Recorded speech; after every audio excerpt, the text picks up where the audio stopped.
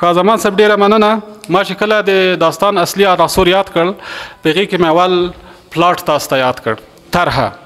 معنا ده چې هر کله لیکوال داستان لیکي د ځان لپاره خاکه یا نقشه باید وټاکي. ته مثلا ستا په ذهن کې یوه سوژه یوه کیسه پیدا شوه، موضوع پیدا شوه، خیالي ده که حقیقي ده هېڅ پروا نه لري. د دې په اړه فیصله دا ده چې لوستونکی وایي یوازې دومره وایي چې داسې هم کیدی شي، چې دې ته د رښتیاتوب اصل وایي. نور دې مسؤلیت ستا نه ده چې د رښتیا ده که نه ده. حتی ګڼ لیکوال د دې سره مخامخ کېږي دا کیسه ده چې کومه بیان کړې رښتیا ده که نه ده. زما ګڼو ناولونو په اړه هم پوښتنه دا شوې ده. دلته مهمه خبر دا ده چې ته یوه کتابچه راواخلې، ته اول ولیکې چې ستا مرکزي کرکټر څوک دی. مرکزي کرکټر مې احمد دی. صحیح ده؟ څو کلن دی، دومره دی، ځانګړنې څه شی دي، ډاکټر دی، انجینر دی، څه شی دی، تکیه کلام یې څه شی دی، ژبه یې څنګه ده، ملګري یې څنګه دي، او ذوق او علاقه یې څنګه ده، د څه سره علاقه لري، غریب دی، شتمن دی، کلي کې اوسېږي، ښار کې اوسېږي، چېرته اوسېږي.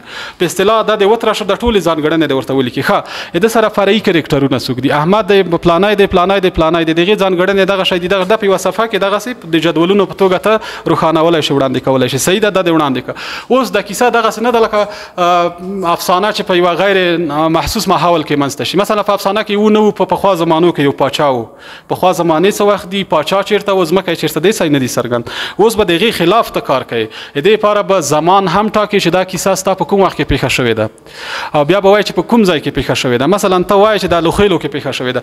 آیا تا لوخیل پېژنې که نه پېژنې؟ دا ساحه دې لیدلې که نه؟ ډېر دغسې داستان لیکونکي دي چې دغه کیسې د ترتیب لپاره همغه سیمو ته سفر کړی دی، هغه یې لیدلي دي، بیا وروسته دا کیسه لیکلې ده. مثلا د زمان په برخه کې هم دغسې دي. روسي کیسه لیکوال په دې کې ډېر زیات مهم دي. حتی دوی چې د سایبریا کیسې لیکي، هغه که په دغه سره ګرمۍ کې ته هم واورې، په تا باندې د یخ لړزه راځي چې دا یې څومره په جدي ډول انځور کړي دي. همدغسې د افریقا د ځینو هېوادونو کیسې دي چې هغوی په ګرمیو کې د کیسې داسې بیان کړي چې ته ژمي کې ولولې، په تا باندې د یخ لړزه راولي. علت یې دا دی چې دوی هغه زمان او مکان دومره دقیق پېژندلی دی. یوه دا خبره ده. او درېیمه خبره د مسؤلیت ده چې ته خو د لوستونکي لپاره د کیسه لیکې، اما لوستونکي ته هغه خبره یا نظر په مقاله او بل شي کې وړاندې کولی شي. دلته د کرکټرونه په آزاد ډول پرېږده. کرکټرونه د ماشین چرګوړي نه دي چې بس یو په یو راوځي حرکت وکړي. د طبیعي حرکت ته پرېږده چې ورو ورو وغوړېږي، لکه یو ګل چې څنګه غوړېږي، رېژېږي، پاڼې هغه بیرته له منځه ځي. موږ هیڅ یو ګل نشو کولی چې په یوه پچکارۍ باندې هوا وغوړوو او بیا یې مصنوي کړو. نو ځکه کله کله داستانونه مصنوي کېږي. داستان هغه وخت مصنوي کېږي چې د کرکټرونه په طبیعي چارو کې مداخله وکړي. نو کله چې تا دا پیدا کړ، بل کار دی بیا ژبه ده. ژبه اختیار کړه. ته خپله ژبه لرې، زما صاحب ستا ژبه هر ځای ته کارولی شه. اما کله د کرکټر راځي، ستا یو خوستی کرکټر دی، هغه باید په بشپړ ډول خوستی پاتې شي. د هغې جامه او خولۍ، حتی په غوږ کې ګل، ژبه ته باید هغه زده کړې، د لهجو نه استفاده وکړی شي.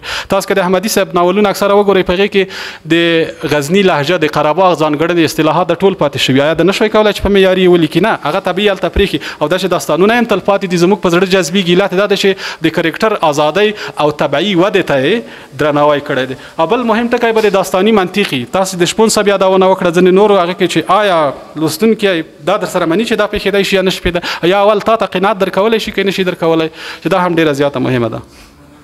د کیسې پیل ډېر زیات مهم دی.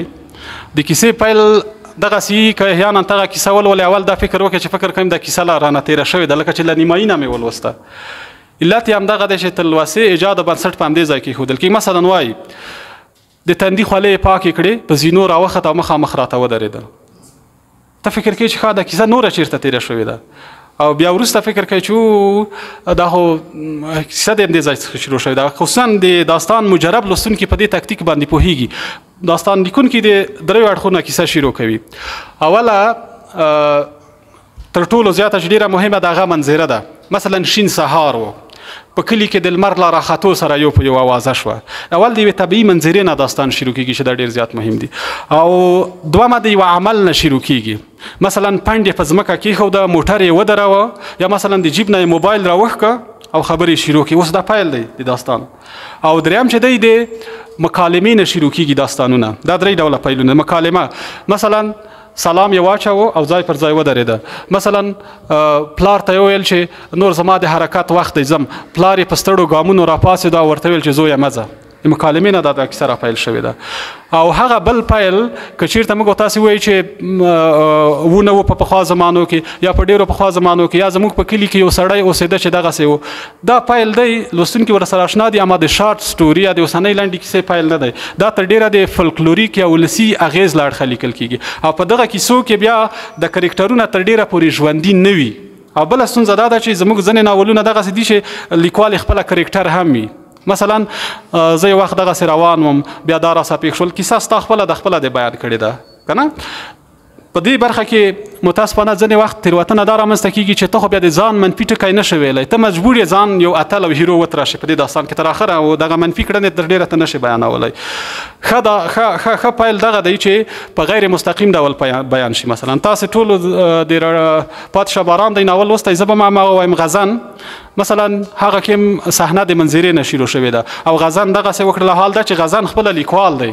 د خو کولی شوی داسې هم بیان کړ چې بیا مې دا وکړل بیا مې هغه اما په دې کې یو څه افراط ورنه کېده په دې برخه کې نو ښه دا ده چې خپلې کیسې هم په غیر مستقیم ډول ولیکل شي او بله مهمه دا ده چې کیدای شي خپلې تجربې د بل چا سره شریکې شي چا یې داستان کړي تاسې د نورو تجربې ولیکئ دا په ښه ډول بیانولی شي ما مخکې یوه اشاره ورته وکړه د بېطرفۍ اصل دی دا بېطرفي یوازې د کرکټرونو سره نه ده په پیښو کې د دخالت هم ده داستان لیکوال باید د پیښو نه بشپړه خبرتیا ولري اما که د پیښو یو لوری هم وي اما خپل ځان لوری ثابت نشي کړلی مثلا په دې وروستیو کې تاسو که یو داستان اورېدلی پښتو کې هم چاپ شوی تاسو یې وګورئ د اغزي ولونګ په نامه د حماس د پخواني مشر داستان ناول دی دا تاسو وګورئ سره د دې چې د حماس د سیاسي ډلې مشر ټول همدی دی او ټول حرکتونه دی تنظیموي اما هغلته یې د لیکوال دغسې نقش ترسره کړی چې په هېڅ ځای کې به یې تاسې هغه د احساساتو یا د فکري مداخلې د عواطفو هېڅ هغه ونه وینئ همدغه علت دی چې ترجمه یې ته پښتو ژبه هم را رسېدلی او دلته موجود دی کرکټرونو کې په د نورو برخو کې یعنی دغه بېطرفي باید موږ تاسو حفظ کړو اما زموږ ستاسو په ګڼو داستان لیکوالو کې دا لیکوال دا فکر کوي چې شاید زه د لوستونکو له سترګو ناول ویږم حال دا چې د ستا هنر خپله تا بیانوي د احمدي صاحب ناولونه یو علت همدا دی چې زه فکر نه کوم د یو ځای پکې مداخله کړي بېطرفه یې پرېښي او طبیعي ډول یې انځور کړي او دغه د پیل خبره یې ډېره زیاته مهمه ځکه پیل داستان دپاره مارکیټینګ کړي څنګه چې سریالونه او داستانونه د یوې ښې منظرې نه د یوې ښې شیبې نه شروع کېږي همدغسې وروسته پیښې پرې کې راسپړل کېږي او دعا کېږي همدغسې داستانونه هم باید د یوې جذابې زړه راښکونکې او د لوستونکي د اخیستونکې صحنې څخه راپیل شي او دا د لیکوال پر مهارت پورې ډېره زیاته اړه لري ما هغه د مقدمې پړاوونو کې ویل چې زموږ او تاسې پیل د افسانې و اسطورې نه و او بیا وروسته چې ولسي ادب ته راغلو ولسي ادب د افسانو و اسطورو تر اغېز لاندې و افسانو و اسطورو کې کرکټرونه یا لیکوالان کله کله مشخص وو اما درېیم پړاو چې معاصره لنډه کیسه وه دا بیا د ولسي ادب تر اغېزو لاندې او دغه اغېز په پښتو ادبیاتو کې ډېر زیات دی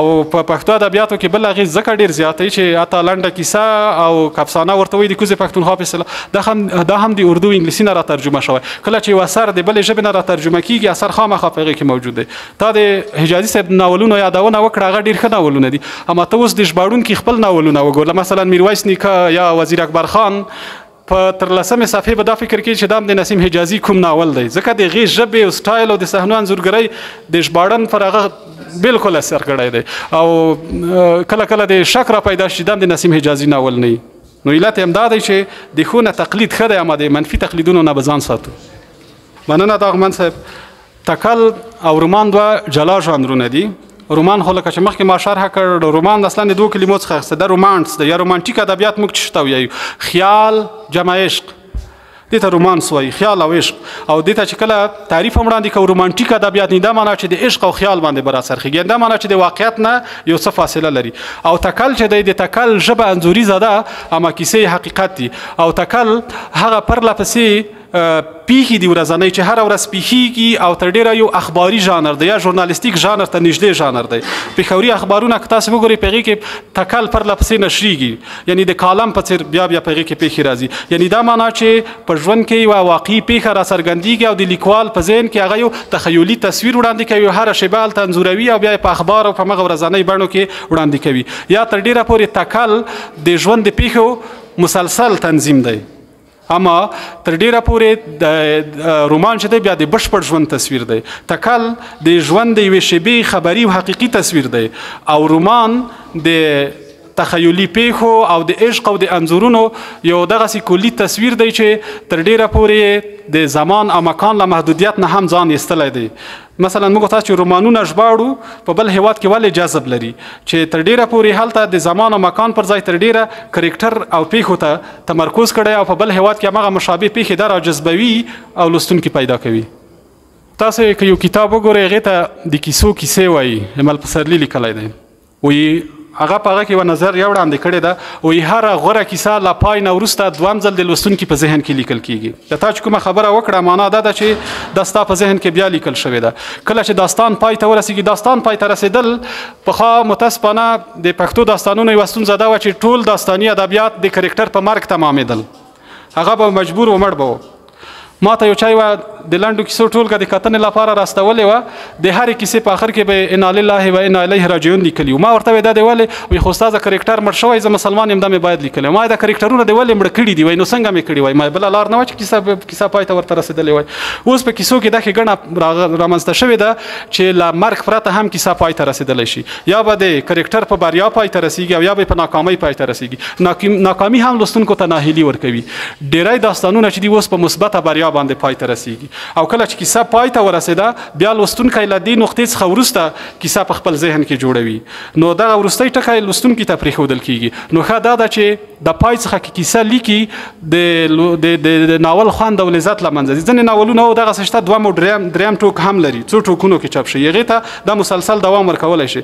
اما د پای ته رسېدو څخه وروسته دا کیسه خپرېږي نه، دا یوه شفاهي کیسه ده چې د لوستونکي په ذهن کې له سره غوړېږي. او دا یوازې په ښو کیسو کې دا ځانګړنه رامنځته کېدی. شته چې د شپې څملې بیا وایي چې له دې وروسته که دغسې شوي وای دغسې شوی. بي بي سي کې د ډرامو یوه لړۍ ده، کله چې هغه کیسه خلاص شي بیا لوستونکي ته وایي تاسې تر هغې فکر وکړئ چې له دې وروسته به څه وشي، له دې وروسته به څه وشي. یعنې دا معنا چې دغه کیسې باید په لوستونکي کې هم د داستان لیکنو خلاقیت وروزي، او که کوم داستان کې دغه عنصر نه وي چې په تا کې کیسه وروزي، هغه ناکامې کیسې دي پکې. او دا چې تا دغه احساس کړی نو دا د بریالیو کیسو ځانګړنه ده. اما د لیکوال دپاره ښه دا ده چې د پیل څخه کیسه شروع کړي او د پیښې څخه یې را شروع کړي او د پیښو په پای ته رسېدو سره یې پای ته ورسوي.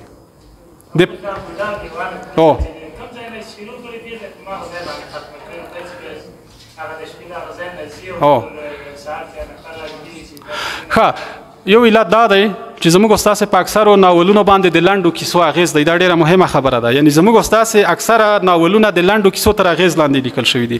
ما یوه محصل ته هم دغه موضوع ورکړې وه. یعنې دا معنا چې رڼا د یوې لنډې تحلیلي کیسې لپاره یوه ډېره ښه موضوع وه. اما دا چې ته کوشش کوې چې هغه را لویه کړې او را جوړه یې کړې، ته مجبور یې بس ځینې کمزورۍ ټکي هم پکې ومنې. د هغې په پای باندې رښتیا هم نیوکې شوي دي. مثلا هلته یو څوک راځي چې یوه عصري ښځه کړي، ښار ته راځي، ښار کې ژوند کړي او کلیوال ژوند یې ورنه هېرېږي. آیا دغه د کلي او د ښار جریان په یوه کیسه کې هم نه شوی بیانېدی، یا لنډې کیسه کې بیانېدلی شوی؟ اما دا چې لیکوال پیښې غځولې سره وړاندې کړي دي، نو زه دلته کره کتنه نه ورباندې کوم. نو پایلې دوه ډوله دي، مثبتې او کامیابې پایلې او ناکامې پایلې. او کله چې پیښه ناکامه وي بیا په همغه پیښه کې یا د کرکټر لوری بدلوي یا همغه کرکټر په نورو پیښو کې رانځوروي، چې مخکې مې د لیدلوري په برخه کې ویل. دلته ستونزه دا ده چې دلته لیدلوری بدل شوی دی، او کله چې لیدلوری بدلیږي ناول ورسره کمزوری کېږي. په همغه یوه لیدلوري باید مخ ته لاړ شي. او مخکې ما یادونه ورته وکړه چې کله لیدلوری بدلیږي په اصطلاح ځینې لوستونکي هم ته له لاسه ورکوي. لوستونکی خو ستا لپاره ډېر زیات مهم دی. ته په سړک روان یې او په دې بام ټول خلک تا ته ګوري. ته که یو په یو لار بدلوې، د دې لار د بدلېدو لپاره باید هلته علتونه واضح کړې وړاندې کړې، یا دغلته یو بله منطقي پیښه رامنځته شي، یا تلاشي ده یا لار بنده شوې علت یې دا شو. اما که لار روان یې همته دغسې صحرا ته ځې، دا تلوسه ایجادوي. اما د لیدلوري بدلون لوستونکی حیرانوي، ذهني لحاظ یې ځوروي. نو په ځینو داستانونو کې موږ او تاسې حق نه لرو چې په ذهني لحاظ لوستونکی وځوروي، زجر ورکړي یا ذهني شکنجې ورکړي. په ځینو داستانونو کې غڼې زال هم اوس هم تر ډېره ګوره جنایي ناول دی. په جنایي ناولونو کې غیر مترقبه پیښې ډېرې زیاتې، ځکه موږ ستاسې دلته د پولیس او د غله ترمنځ پیښه ده.